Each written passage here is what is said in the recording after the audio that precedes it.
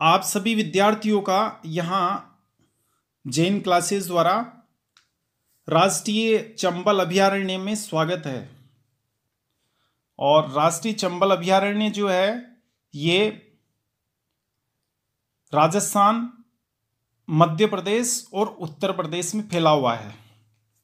अच्छा, कहाँ है ये? चंबल नदी में, या चंबल नदी के सारे ये कहेंगे कि मुख्यतया चंबल नदी में ही है ये, यानी उसके थोड़े किनारों से थोड़ा आप मान लें थोड़ी थोड़ी दूरी पर दोनों साइड में, लेकिन मुख्य रूप से जो इसके जीव पाए जाते हैं वो चंबल नदी के अंदर ही पाए जाते हैं। और यहाँ पर मुख्यतः जलीय जीव पाए जाते हैं, या यूं कहें कि उभयचर जीव ज्यादा पाए जाते हैं, यानी जो स्थल और जल दोनों जगह निवास करते हैं वैसे जीव पाए जाते हैं।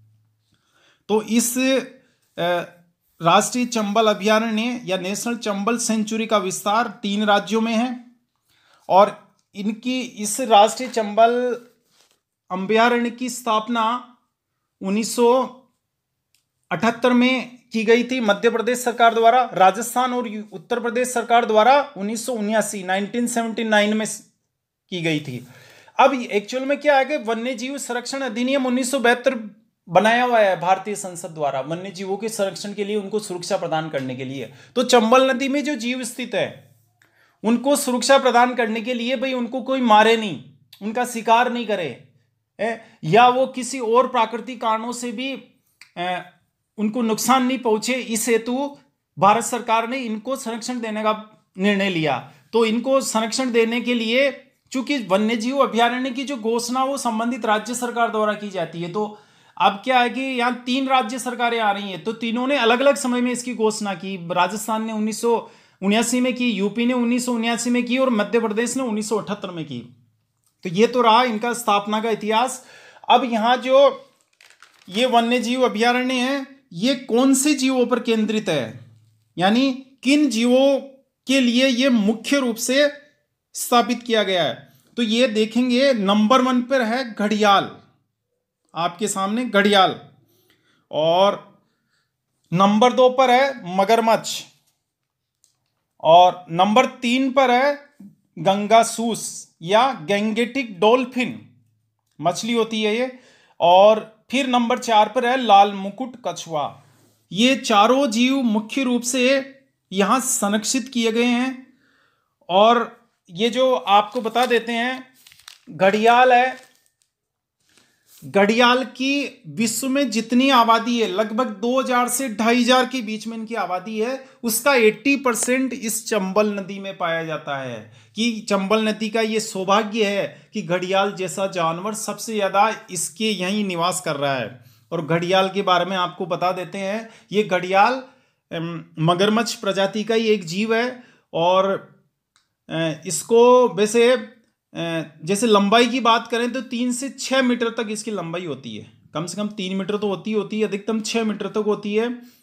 और इसको घड़ियाल इसलिए कहा गया कि ये जो नर घड़ियाल होते हैं, मेल घड़ियाल, उनकी आगे की जो थूथन होती है उस पर, वो आगे का जो डंडी नुमा निकला हुआ हिस्सा होता है उसको थूथन कहते हैं। जो आगे की थूथन होती है उस पर एक घड़ा नुमा संरचना बनी हुई होती है, इसलिए इसको घड़ियाल कहते हैं। आपने सुना होगा घड़ियाली आंसू, घड़ियाली आंसू का संबंध इस घड़ियाल से है। एक्चुअल में क्या है कि घड़ियाल खाना खाने के साथ हवा भी अपने शरीर में ग्रहण कर लेता है, तो वो हवा अंदर जाकर जो अश्रु ग्रंथियां होती है जिनसे आंसू स्रावित होता है, उन पर दबाव बनाती है, और उस दबाव की वजह से अश्रुधारा निकल पड़ती है, यानी बिना कारणी बिना पीड़ा के आंसू निकल आते हैं। इसलिए इसको, इस प्रकार के आंसू को अगर जैसे इंसान के भी आ रहे हैं तो उसको घड़ियाली आंसू कहते हैं। यानी घड़ियाल के जो आंसू आते हैं वो किसी पीड़ा का परिणाम नहीं है,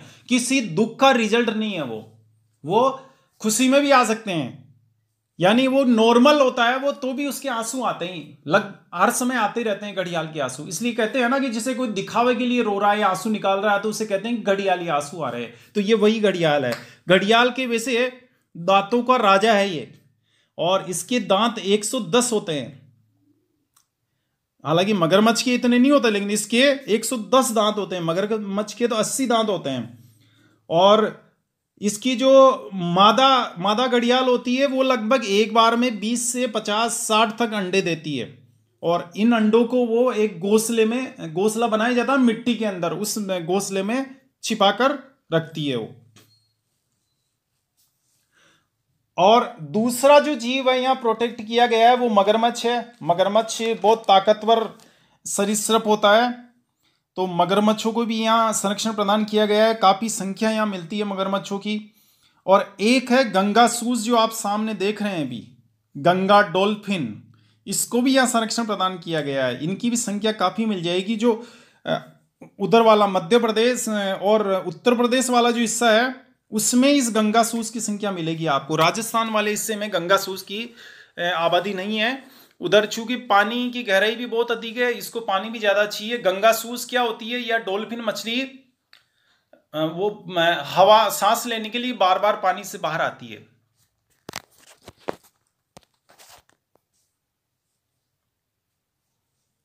राजस्थान में इस अभयारण्य का विस्तार कोटा, बूंदी, सवाई माधोपुर, करौली और धौलपुर जिलों में है। यहां आपको ये दृश्य दिखा रहे हैं, जरा देखिए ये। और इस प्रकार के सीन यहाँ सामान्य सी बात है। देख रहे हैं आप किस प्रकार मगरमच्छ हिरण का शिकार कर रहा है। और कई बार क्या होता है कि जैसे गर्मी के मौसम में अप्रैल, मई में, जून में जब चंबल नदी में पानी की कमी हो जाती है तो पीछे से भी पानी का प्रवाह कम हो जाता है या रोक दिया जाता है कई बार कोटा बैराज के वहाँ, क्योंकि नहरों में पानी देना होता है। तो उस वक्त फिर जैसे पानी की कमी होती है, या ये जैसे फसली सीजन होता है, रबी का सीजन होता है, उस वक्त भी जैसे मार्च, फरवरी में, जनवरी में तो पानी की कमी हो जाती है। तो कई बार ये जैसे पानी कम हो जाता है ना नदी में, तो अब सभी जीवों को वहाँ एक जगह पानी पीने तो आना ही होता है। उस वक्त वहाँ मगरमच्छ के लिए शिकार करना आसान हो जाता है, जैसा आप देख रहे हैं अभी सामने यहाँ। तो ये यहाँ अप्रैल का सीन है, और इसमें किस प्रकार देख रहे हैं आप मगरमच्छ ने अपना आतंक जमा रखा है। मगरमच्छ बहुत ताकतवर जीव होता है, और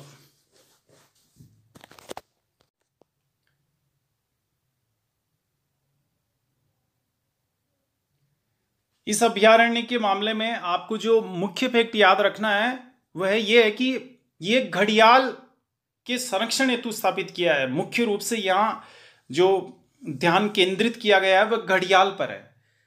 तो घड़ियाल के संरक्षण के लिए स्थापित होने की वजह से इसको कई बार राष्ट्रीय चंबल घड़ियाल अभयारण्य भी कह दिया जाता है। और कोटा जिले से प्रारंभ होकर ये यमुना नदी के संगम स्थल पर, यानी जहां चंबल नदी यमुना नदी में मिलती है वहां तक ये फैला हुआ है। आप देख रहे हैं सामने किस प्रकार हिरन का शिकार हो रहा है। और ये दृश्य सामान्य सी बात है, आप कभी चंबल अगर घूमना जाएं वहां राष्ट्रीय चंबल अभयारण्य में, तो आप आसानी से इस प्रकार का दृश्य देख सकते हैं। आप अगर जैसे पूरे दिन या 4-5 घंटे भी घूमेंगे चंबल नदी में, तो इस दौरान कहीं ना कहीं इस तरह का सीन आपको दिख जाएगा।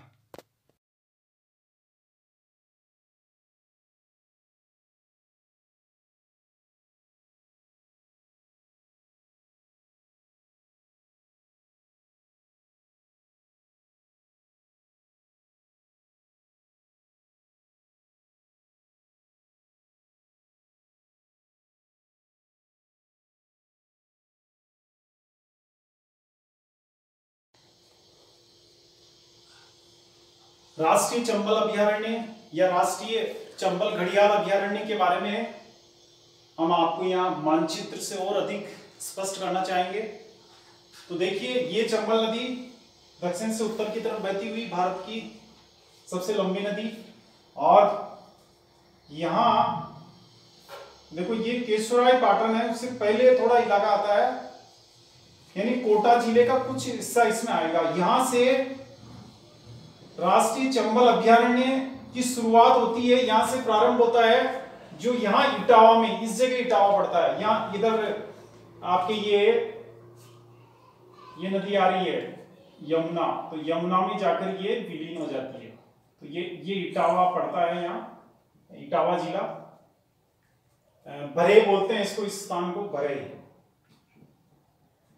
भरे है ये इटावा, इटावा उत्तर प्रदेश का एक जिला है। तो भरे में ये क्या होती है, ये चंबल नदी यमुना में विलीन हो जाती है, उसमें इसका संगम हो जाता है भरे नामक स्थान पर। तो भरे से लेकर यानी इटावा जिले से लेकर राजस्थान के कोटा जिले तक ये ऐसे लंबाई में इस प्रकार चंबल नदी के सारे चंबल नदी के अंदर इस राष्ट्रीय चंबल अभयारण्य नेशनल चंबल सेंचुरी का विस्तार है। अब यहां 3 राज्यों में स्थित कैसे हुआ, देखो ये जो राज्य, ये तो राजस्थान है, आप देख रहे हैं ये इलाका राजस्थान का पूरा।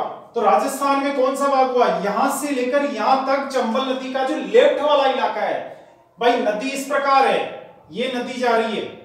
हमने कहा जब चंबल राजस्थान और मध्य प्रदेश की सीमा बनाती है या ऊपर जैसे इस प्रकार जा रही है, ऊपर ये मध्य प्रदेश और उत्तर प्रदेश की सीमा बनाती है, ये यूपी है, ये वाला इलाका क्या है यूपी, यहां ये यूपी और ये पूरा एमपी और ये राजस्थान आई।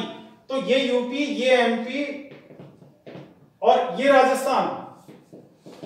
अब यहां क्या नदी जब जाती है ना, जब 2 राज्यों की सीमा बनाती है कोई नदी, तो नदी का आधा भाग एक राज्य में रहता है और आधा भाग दूसरे राज्य में रहता है। मान लो नदी की चौड़ाई 500 मीटर है, तो 250 मीटर नदी वाला भाग राजस्थान में रहेगा लंबा, ऐसे पूरा लंबाई में, और 250 मीटर वाला भाग ही मध्य प्रदेश में रहेगा। यानी जैसे राजस्थान के लोग अगर बजरी निकालना चाहते हैं चंबल में से, तो इस पोर्शन में ही निकाल सकते हैं। यहाँ के किसान अगर यहाँ ककड़ी, खरबूजा या तरबूज की खेती करना चाहते हैं नदी के अंदर, तो इस आधे पोर्शन में ही करेंगे।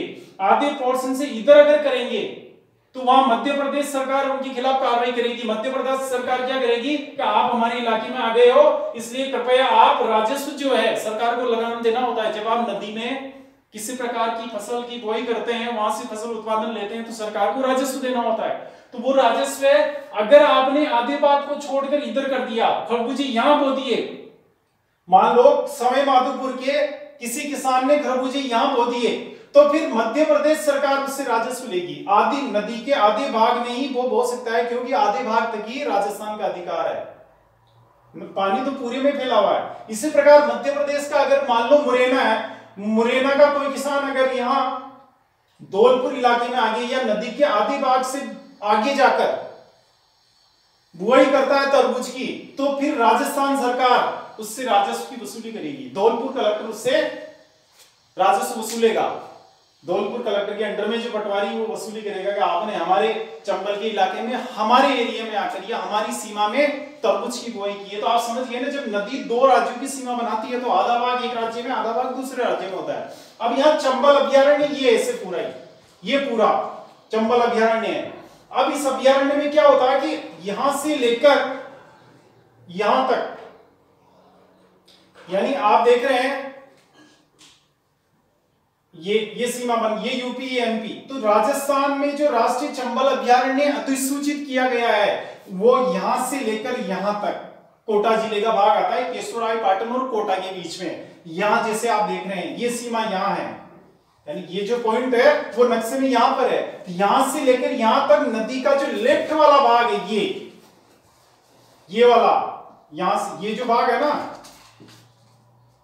ये वाला भाग, ये भाग है वो राष्ट्रीय चंबल अभयारण्य है, और इसकी घोषणा राजस्थान सरकार ने की है।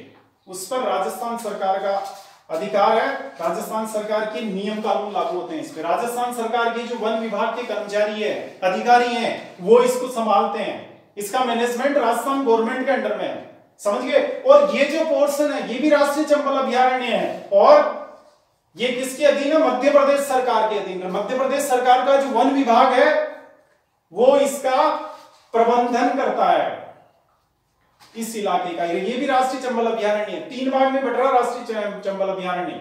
एक भाग पूरा हो गया है, अब दूसरा भाग ये उत्तर प्रदेश वाला इलाका। तो यहां से लेकर यहां तक चंबल, जो राष्ट्रीय चंबल अभयारण्य है, ये पूरा ये उत्तर प्रदेश सरकार के अधीन है। और जो हमने आपको बताया डॉल्फिन वगैरह, वो डॉल्फिन इसी इलाके में पाई जाती है। यहाँ क्या है, पानी की गहराई सफिशिएंट हो जाती है डॉल्फिन के लिए।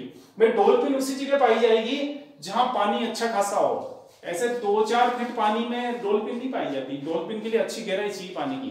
तो कोटा से इधर क्या आगे पानी की कमी रहती है, आगे पानी अधिक हो जाता है, कई नदियां मिल जाती है, तो यहाँ डॉल्फिन इस इलाके में पाई जाती है। तो ये जो इलाका है यहां से लेकर यहां तक, ये भी राष्ट्रीय चंबल अभ्यारण्य है ना, ये इसके मिलन बिंदु तक, ये यहां फिर यमुना नदी आ गई। तो ये जो इलाका है ना, ये राष्ट्रीय चंबल अभ्यारण्य जो है ये उत्तर प्रदेश सरकार के अधीन है। एक भाग ये हो गया इसका, एक भाग ये हो गया, एक भाग यहां से लेकर यहां तक, चूंकि ये तो पूरी एक ही राज्य के अधीन है, मध्य प्रदेश के अधीन है पूरा इलाका, तो यहां से लेकर यहां तक मध्य प्रदेश सरकार के अधीन है ये राष्ट्रीय चंबल अभ्यारण्य। और इसकी घोषणा मध्य प्रदेश सरकार ने की थी, अधिसूचना उसके द्वारा जारी की गई थी। सबसे पहले इसी की घोषणा हुई थी 78 में, 79 में फिर इसने राजस्थान ने की, और 79 में उत्तर प्रदेश ने की। तो आपके समझ में आ गया राष्ट्रीय चंबल अभ्यारण्य। इसको घड़ियाल अभ्यारण्य इसलिए कहते हैं, कई बुक्स में मिलेगा आपको राष्ट्रीय चंबल घड़ियाल अभ्यारण्य।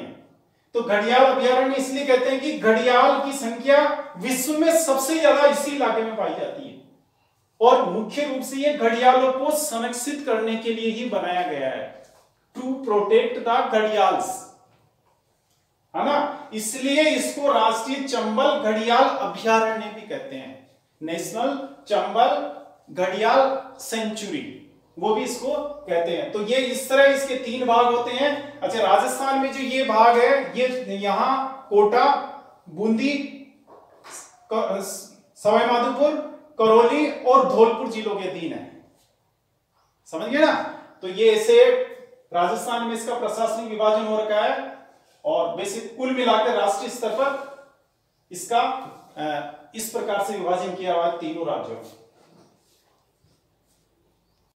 अच्छा, इसमें जैसे यूपी में एक जगह आप, जैसे आप और डीपली जाओगे साहब, हमने मानचित्र में से देखा, तो यहाँ क्या होगा कि यूपी में जब आगे नदी मुड़ती है ना यूपी की तरफ, तो ये पूरा ही पोर्शन यूपी के अंडर में आता है अभ्यारण्य का, समझ गए ना। वैसे तो आधा आधा ही आ रहा है, लेकिन जब सीमा समाप्त हो जाती है मध्य प्रदेश से, यानी जो वो नदी सीमा बनाती हुई चल रही है चंबल, मध्य प्रदेश और उत्तर प्रदेश की, जहां सीमा बनाना समाप्त कर देती है और लेफ्ट में मुड़ जाती है यमुना में मिलने के लिए, वहां पर पूरा का पूरा अभ्यारण्य उत्तर प्रदेश सरकार के अधीन है। ये वाला पोर्शन जो है ये इधर, और ये पूरा इसके अधीन है, ये ध्यान रखेंगे।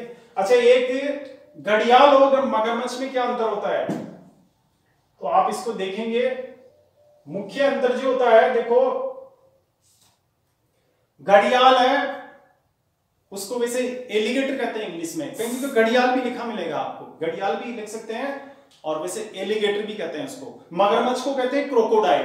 अब वैसे ये जो घड़ियाल है मगरमच्छ प्रजाति का ही जंतु है ना। अब इसमें जो मुख्य अंतर है, एक तो दांतों का अंतर है, उसके 110 दांत होते हैं घड़ियाल के, और मगरमच्छ के 80 दांत होते हैं। दूसरी बात, मगरमच्छ से वैसे ज्यादा ताकतवर होता है घड़ियाल से, लेकिन जो सबसे बड़ा अंतर है दोनों में वो बता देते हैं आपको। मान लो ये है,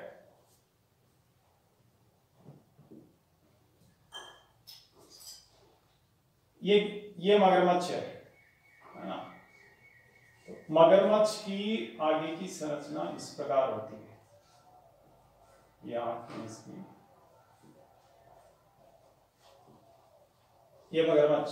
और अब आप इसमें जैसे घड़ियाल में जाएंगे,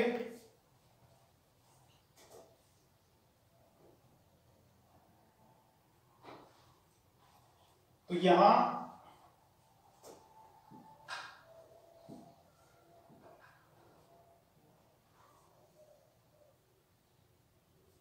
इस प्रकार ये थूथन जो होती है ना आगे की, इसको बोलते हैं, आगे का जो पोर्शन है इसका, इसके शरीर का आगे वाला जो भाग है वो इसका एकदम तिकोना होगा डंडे की तरह। ये देखो इस तरह होता है, ये इसका चौड़ा होता है ना। अब यहां पे घड़ियाल क्यों कहा जाता है इसको, ये जो थूथन होती है इसके आगे वाले पोर्शन पे यहां गड़ेनुमा आकृति होती है। गड़ा होता है ना पानी भरने का हंडा, वो गड़ानुमा यहां पर संरचना बनी होती है। जो नर घड़ियाल होते हैं जिनकी एज काफी हो जाती है, प्रौढ़ हो जाते हैं, वो ये गड़ेनुमा आकृति होने के कारण, यहां पर संरचना बनी होने के कारण इसको घड़ियाल कहते हैं। तो ये तो हो गया आपके घड़ियाल,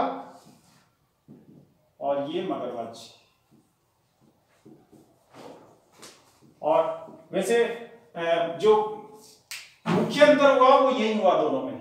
इसका आगे वाला पोर्शन चौड़ा होता है, इसका बहुत संगड़ा होता है, लंबा होता है, और वैसे इसकी लंबाई इसकी तुलना में अधिक होती है। घड़ियाल इस मगरमच्छ की तुलना में अधिक लंबा होता है, हालांकि ताकत इसमें ज्यादा होती है मगरमच्छ में। एग्जामिनेशन पॉइंट ऑफ व्यू से आपको यहां एकदम याद रखना है, क्वेश्चन कई बार पूछा भी गया है कि भारत में किस स्थान पर घड़ियालों को संरक्षित करने के लिए वन्य जीव अभयारण्य की स्थापना की गई है।